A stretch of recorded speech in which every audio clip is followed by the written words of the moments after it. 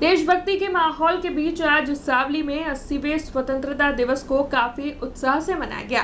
दरअसल सावली में जगह जगह पर ध्वजारोहण के कार्यक्रम आयोजित हुए थे। सावली नगरपालिका की ओर से नगर के रसिकलाल चौक पर नगरपालिका के प्रमुख के हाथों ध्वजारोहण करवाया गया था, तो वहीं सावली नगर की विभिन्न स्कूलों में भी उत्साह से ध्वजारोहण कार्यक्रम आयोजित हुआ था। इसके अलावा सावली के कनोड़ा गाँव में मौजूद हरसिद्धि विद्यालय में विधायक केतन भाई इनामदार के हाथों ध्वजारोहण करवाया गया था।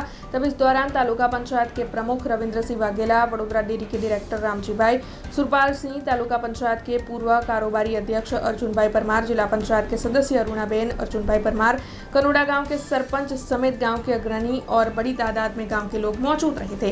कार्यक्रम की शुरुआत में कनोड़ा स्कूल की बालाओं की ओर से सुंदर स्वागत गीत पेश किया गया था, जिसके बाद विभिन्न रंगारंग कार्यक्रमों का आयोजन हुआ था।